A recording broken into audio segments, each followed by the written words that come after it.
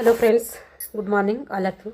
MRL study studio ಚಾನಲ್ಗೆ ತಮಗೆಲ್ಲರಿಗೂ ಸ್ವಾಗತಿಸುತ್ತಾ, ಇವತ್ತಿನ ತರಗತಿಯಲ್ಲಿ ದೈಹಿಕ ಶಿಕ್ಷಣ ಶಿಕ್ಷಕರ ಒಂದು ಪಠ್ಯಕ್ರಮಕ್ಕೆ ಸಂಬಂಧಪಟ್ಟಂತಹ ಅನಾಟಮಿಯಲ್ಲಿ ಬರುವಂತಹ ವಿಸರ್ಜನಾಂಗ ವ್ಯೂಹ. ಈ ಹಿಂದೆ ನಾನು ಅನಾಟಮಿ ಮೇಲೆ ಜೀವಕೋಶ, ಅಸ್ಥಿಸಂಸ್ಥೆ, ಸ್ನಾಯುಗಳು, ಸಂದುಗಳು, ರಕ್ತ ಪರಿಚಲನ ವ್ಯೂಹ, ಶ್ವಾಸಾಂಗ ವ್ಯೂಹ, ಜ್ಞಾನ ಸಂಸ್ಥೆ, ಹೀಗೆ ಹಲವಾರು ಟಾಪಿಕ್ಗಳ ಮೇಲೆ ಏನು ಮಾಡಿದ್ದೀನಿ, ತರಗತಿಗಳನ್ನು ಮಾಡಿದ್ದೀನಿ. ಯಾರ ತರಗತಿಗಳನ್ನು ನೋಡಿಕೊಂಡಿಲ್ವೋ ಆ ತರಗತಿಗಳನ್ನು ನೋಡಿಕೊಳ್ಳಿ. ಇಲ್ಲಿವರೆಗೂ ನಾನು 6 ಅಧ್ಯಾಯಗಳನ್ನು ಕಂಪ್ಲೀಟ್ ಮಾಡಿದ್ದೀನಿ. ಇದು 7ನೇ ಅಧ್ಯಾಯ ವಿಸರ್ಜನಾಂಗ ವ್ಯೂಹ ಆಗಿರ್ತೈತೆ. ಈ ಒಂದು ವಿಷಯದ ಮೇಲೆ ಇವತ್ತು ತರಗತಿಯನ್ನು ಮಾಡ್ತಾಯಿದ್ದೀನಿ.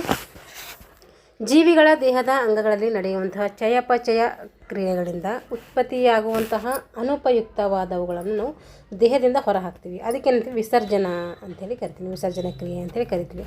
ದೇಹಕ್ಕೆ ಬೇಡವಾದಂತಹ ಅನುಪಯುಕ್ತ ವಸ್ತುಗಳನ್ನು ಹೊರಹಾಕುವುದಕ್ಕೆ ಏನಂತೀವಿ ನಾವು ವಿಸರ್ಜನಾ ಕ್ರಿಯೆ ಅಂಥೇಳಿ ಕರಿತೀವಿ. ಮೂತ್ರ ವಿಸರ್ಜನಾಂಗಗಳು ನೋಡ್ರಿ, ಮುಖ್ಯವಾಗಿ 4 ಭಾಗಗಳಿವೆ ಮೂತ್ರ ವಿಸರ್ಜನಾಂಗದಲ್ಲಿ. ಒಂದು ಮೂತ್ರಪಿಂಡಗಳು, ಮೂತ್ರನಳಿಕೆ, ಮೂತ್ರಾಲಯ, ಮೂತ್ರಕೋಶದ ನಳ. ಮೂತ್ರಜನಕಾಂಗ ನೋಡ್ರಿ, ಮೂತ್ರಜನಕಾಂಗ ಪಿಂಡಗಳ ಬಗ್ಗೆ ನೋಡ್ಕೊಳ್ಳೋಣ. ಅಂದರೆ ಕಿಡ್ನೀಸ್ ಅಂತೇಳಿ ಕರಿತೀವಿ. ಮೂತ್ರಜನಕಾಂಗ ಅಂದ್ರೆ ಮೂತ್ರಪಿಂಡಗಳು ಅಂದ್ರೆ ಕಿಡ್ನಿ ಅಂದ್ರೆ ಒಂದೇ. ಪ್ರತಿಯೊಂದು ಮೂತ್ರಪಿಂಡದ ಮೇಲೆ ಸುಪ್ರಿನಲ್ ಎಂಬ ಅಂತಃಸ್ರಾವಕ ಗ್ರಂಥಿ ಇರ್ತೈತೆ. ಪ್ರತಿಯೊಂದು ಮೂತ್ರಪಿಂಡ ನಮ್ಗೆ ಯಾವ ಆಕಾರದಾಗ ಇರ್ತೈತೆ? ಹುರುಳಿ ಒಂದು ಆಕಾರದಾಗ ಇರ್ತೈತಿ, ಹುರುಳಿ ಕಾಳಿನ ಆಕಾರದಾಗ.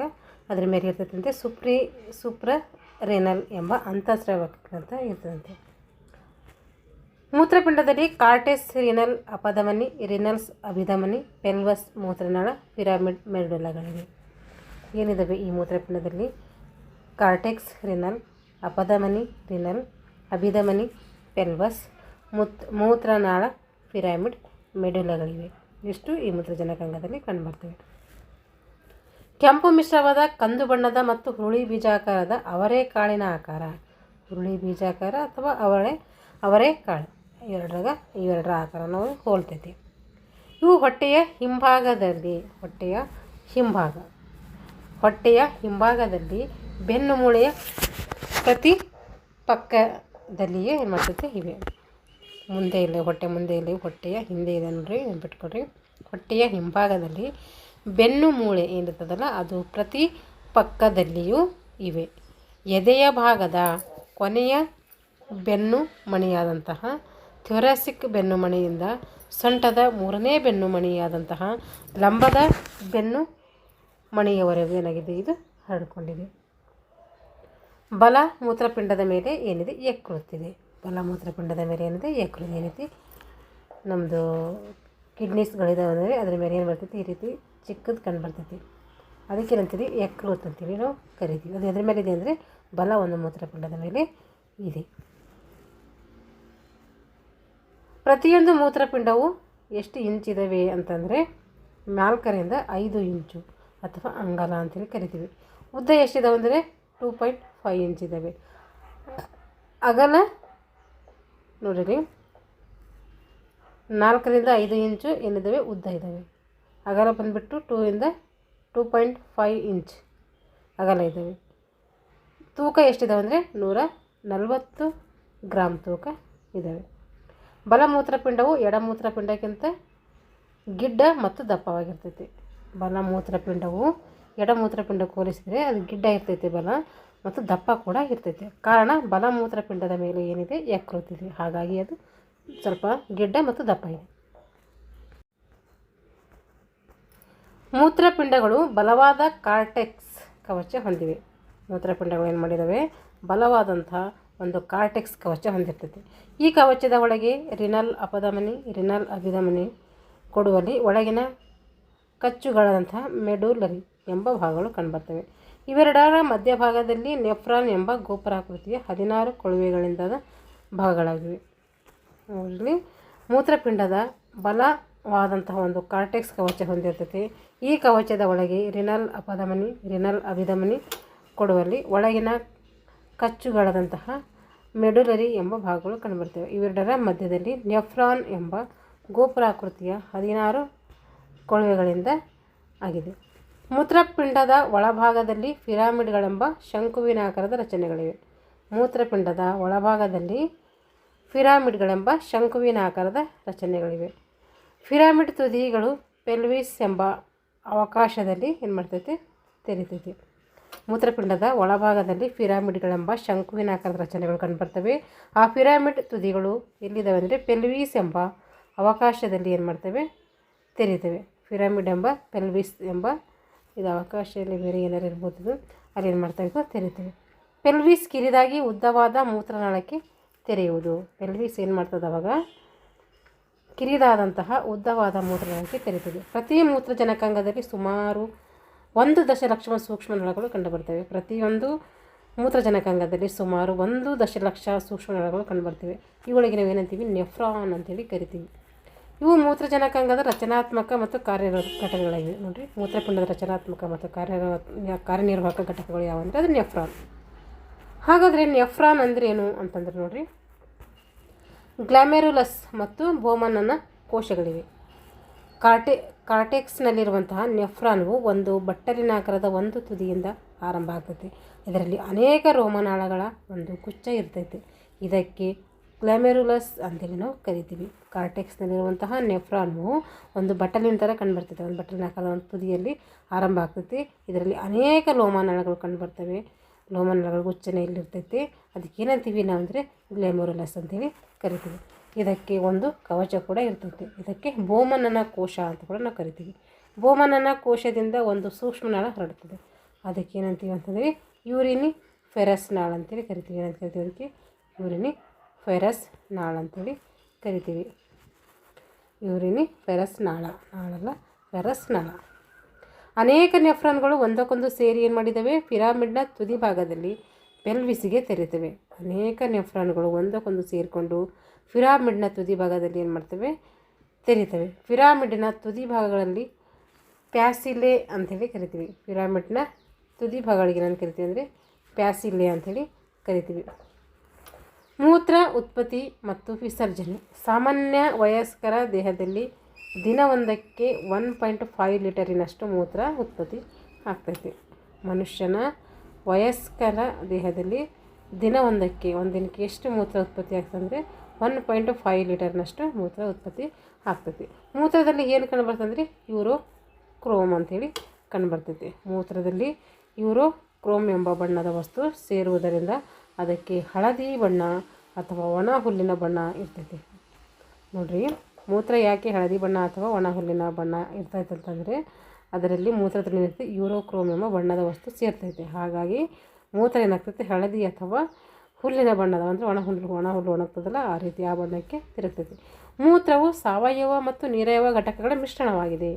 ಮೂತ್ರವು ಸಾವಯವ ಮತ್ತು ನಿರವಯವ ಘಟಕಗಳ ಒಂದು ಮಿಶ್ರಣವಾಗಿ ಕಂಡುಬರ್ತೈತೆ. 96% ಭಾಗ ನೀರು ಇರ್ತೈತೆ. 4% ಭಾಗ ನಿರವಯವ ಲವಣಗಳು, ಸಾರಜನಕ ಸಂಯುಕ್ತಗಳು, ಯೂರಿಯಾ ಮುಂತಾದ ವಸ್ತುಗಳನ್ನು ಇದು ಒಳಗೊಂಡಿರ್ತೈತೆ. ಮೂತ್ರ ಉತ್ಪತ್ತಿಯಲ್ಲಿ 3 ಹಂತಗಳು ನಡೀತೈತೆ. ಮೂರು ಹಂತಗಳು ನಡೀತೈತೆ ಮೂತ್ರ ಉತ್ಪತ್ತಿ. ಒಂದು ಗ್ಲಾಮುರಲಸ್ನಲ್ಲಿ ರಕ್ತದ ಶೋಧನೆ, ಸೂಕ್ಷ್ಮ ನಾಳಗಳಿಂದ ಉಪಯುಕ್ತ ವಸ್ತುಗಳ ಪುನಃ ಹೀರುವಿಕೆ, ಸೂಕ್ಷ್ಮ ನಾಳದಿಂದ ಅನುಪಯುಕ್ತ ವಸ್ತುಗಳ ವಿಸರ್ಜನೆ. ಮೂತ್ರ ಉತ್ಪತ್ತಿ 3 ಹಂತಗಳಲ್ಲಿ ನಡೀತೈತೆ. ಒಂದು ಗ್ಲಾಮುರಲಸ್ನಲ್ಲಿ ರಕ್ತದ ಶೋಧನೆ, ಸೂಕ್ಷ್ಮ ನಾಳದಿಂದ ಉಪಯುಕ್ತ ವಸ್ತುಗಳ ಪುನಃ ಹೀರುವಿಕೆ, ಸೂಕ್ಷ್ಮ ನಾಳದಿಂದ ಅನುಪಯುಕ್ತ ವಸ್ತುಗಳ ವಿಸರ್ಜನೆ. ಈ ರೀತಿ 3 ಹಂತಗಳಲ್ಲಿ ಮಾಡ್ತದೆ ಇದು ನಡೀತದೆ. ಗ್ಲಾಮುರಲಸ್ನಲ್ಲಿ ರಕ್ತದ ಶೋಧನೆ.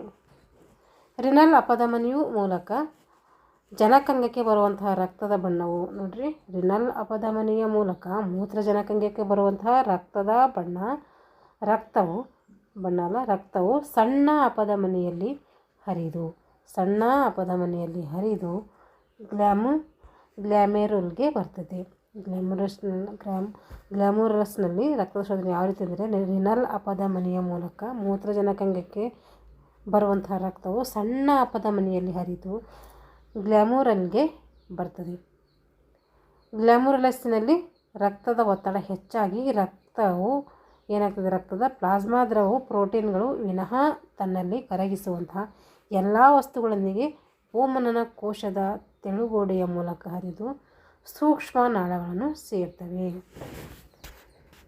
ಈಗ ಸೂಕ್ಷ್ಮ ನಾಳದಿಂದ ಉಪಯುಕ್ತ ವಸ್ತುಗಳ ಪುನಃ ಹೀರುವಿಕೆ.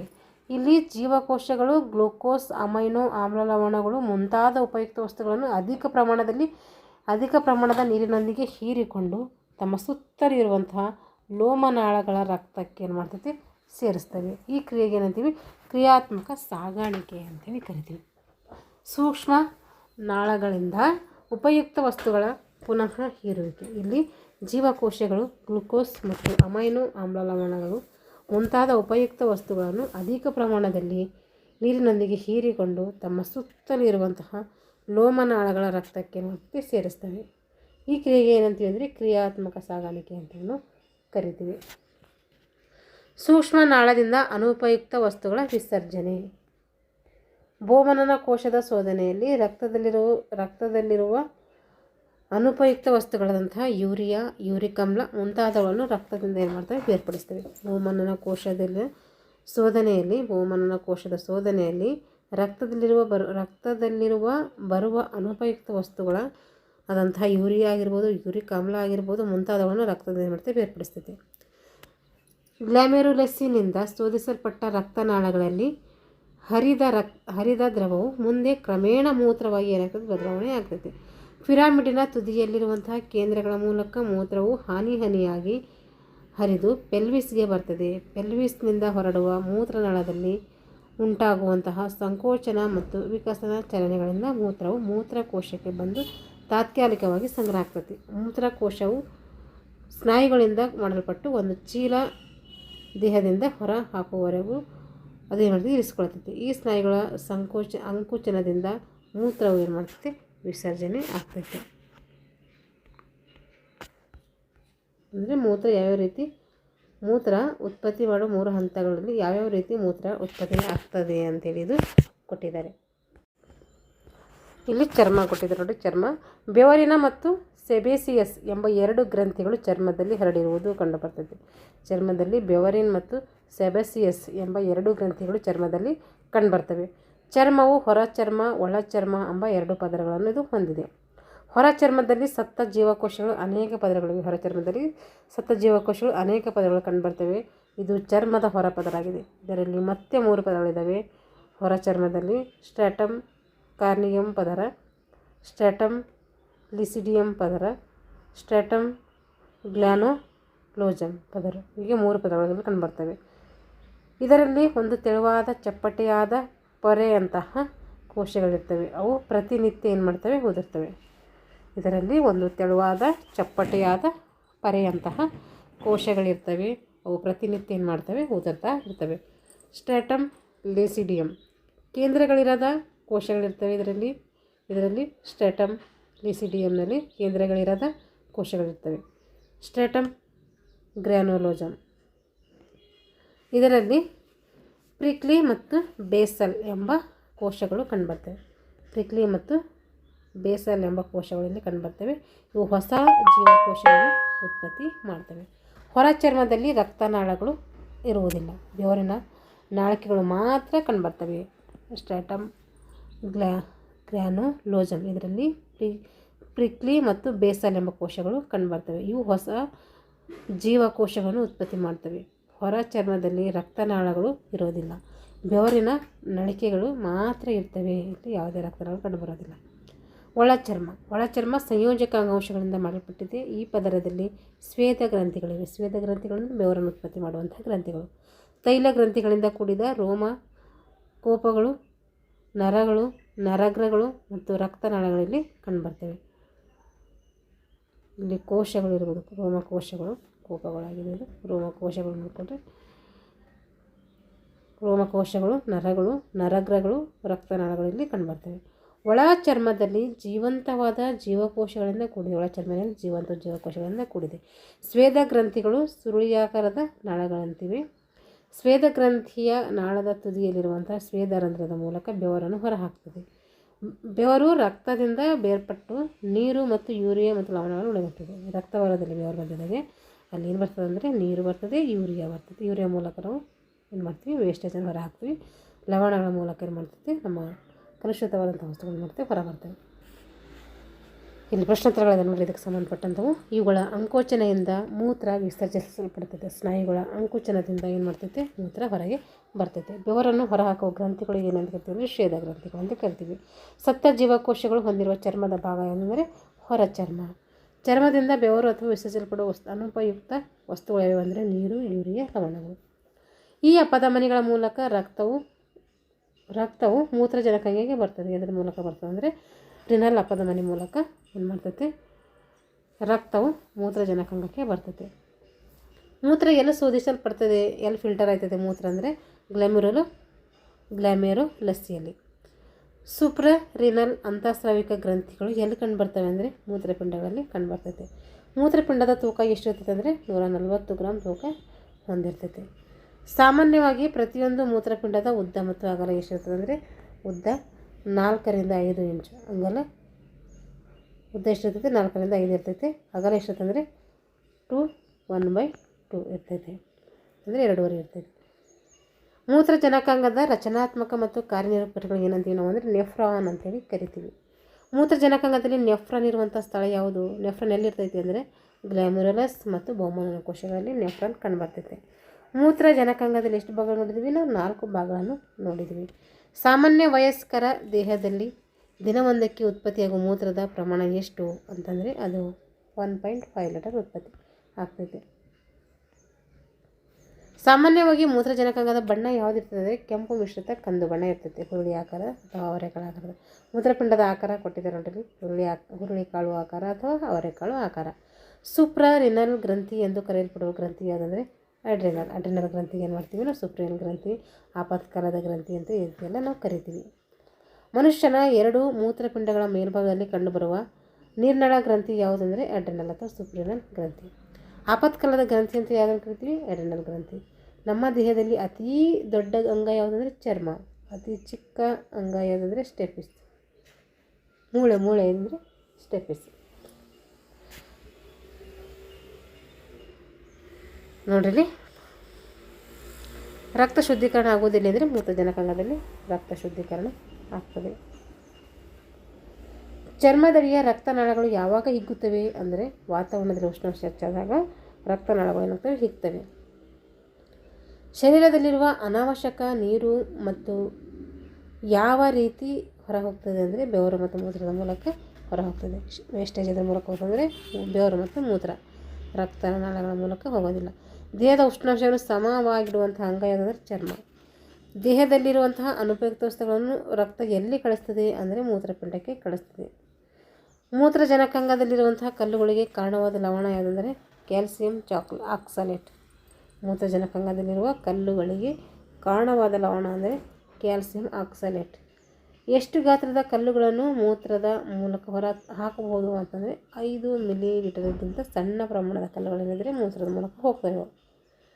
ಎಣ್ಣೆಯ ಗ್ರಂಥಿಗಳು ಇರುವುದು ಎಲ್ಲಿ ಅಂದರೆ ಚರ್ಮದಲ್ಲಿ ಎಣ್ಣೆಯ ಗ್ರಂಥಿಗಳು ಕಂಡುಬರ್ತವೆ. ಮೂತ್ರನಾಳದ ಮುಖಾಂತರ ಮೂತ್ರ ಹರಿಯುವುದು ಎಲ್ಲಿ ಅಂತಂದರೆ ಮೂತ್ರಕೋಶ. ಮೂತ್ರನಾಳದ ಮುಖಾಂತರ ಮೂತ್ರ ಹರಿಯುವುದು ಮೂತ್ರಕೋಶ. ಇಷ್ಟ ಏನಾಯಿತು ವಿಸರ್ಜನಾಂಗ ವ್ಯೂಹದ ಬಗ್ಗೆ ನಾವು ಸಂಕ್ಷಿಪ್ತವಾಗಿ ತಿಳ್ಕೊಂಡಿದ್ದೀವಿ. ಸ್ವಲ್ಪ ಇಲ್ಲಿ ನೀವೆಲ್ಲೂ ಚೆನ್ನಾಗಿ ನೆನ್ಪಿಟ್ಕೊಳ್ಬೋದು. ಗ್ಲಾಮರ್ ಅಂದರೆ ರಕ್ತ ಏನು ಮಾಡ್ತದೆ, ಮೂತ್ರ ಏನು ಮಾಡ್ತದೆ, 3 ಹಂತಗಳಲ್ಲಿ ಶೋಧಿಸಲ್ಪಡ್ತದೆ. ಅವು ಒಂದು ಹೇಗೆ 3 ಹಂತಗಳ ಶೋಧನೆ ಆಗ್ತದೆ ಅಂತ ನೆನ್ಪಿಟ್ಕೊಳ್ರಿ. ಯಾಕೆಂದರೆ ಇವಾಗೆಲ್ಲ ಏನಿದೆ ಡಿಸ್ಕ್ರಿಪ್ಟಿವ್ ಇದೆ, ಹಾಗಾಗಿ ಬರೆಯುವಂಥ ಸಂಭವಗಳು ಜಾಸ್ತಿ ಇರ್ತವೆ, ಬರೀಬೇಕು ನಾವಲ್ಲಿ. ಹಾಗಾಗಿ ನೀವೇ ಏನು ಮಾಡ್ತೀವಿ ಸ್ವಲ್ಪ ಪಾಯಿಂಟ್ಸ್ಗಳು ಮಾಡಿಕೊಂಡು ನೋಟ್ಸ್ ಮಾಡ್ಕೊಳ್ಳಿ. ನನಗೆ ಮಾಡಿ ಅಂತ ಹೇಳ್ತಾ ಇದ್ದೀರಾ, ನನಗಿನ್ನೂ ಟೈಮ್ ಸಿಕ್ಕಿಲ್ಲ. ಆಮೇಲೆ ನಾನು ಏನು ಮಾಡ್ತೀನಿ ಅಂದರೆ PDF ಮಾಡಿಕೊಂಡು ಅದು ಮಾಡ್ತೀನಿ. ಫಸ್ಟಿಗೆಲ್ಲ ಒಂದ್ಸರಿ MCQಗೆ ಏನು ಮಾಡ್ತಾಯಿದ್ದೀನಿ ಅಂದರೆ ನಾನು ಕ್ಲಾಸನ್ನು ಮಾಡ್ತೀನಿ. ಆಮೇಲೆ ಎಲ್ಲ ಪ್ರಿಪ್ರೇಷನ್ ಆಗಿದ್ಮೇಲೆ ಆಮೇಲೆ ಬೇಕಾದರೆ ಅಂದರೆ ಥಿಯರಿ ಅಂದರೆ ರೈಟಿಂಗ್ ಬಗ್ಗೆ ಕ್ಲಾಸ್ಗಳನ್ನು ಮಾಡ್ತಾ ಹೋಗ್ತೀನಿ. ಯಾರೆಲ್ಲ ನಮ್ಮ ಚಾನಲ್ನ ಸಬ್ಸ್ಕ್ರೈಬ್ ಮಾಡ್ಕೊಂಡಿಲ್ವೋ ಚಾನಲ್ನ ಸಬ್ಸ್ಕ್ರೈಬ್ ಮಾಡಿಕೊಂಡು ವಿಡಿಯೋಗಳನ್ನು ವಾಚ್ ಮಾಡಿ. ಇಷ್ಟ ಆಗಿದರೆ ಲೈಕ್ ಆ್ಯಂಡ್ ಶೇರ್ ಮಾಡಿ ಅಂತ ಹೇಳ್ತಾ ಎಲ್ಲರಿಗೂ ಧನ್ಯವಾದಗಳು.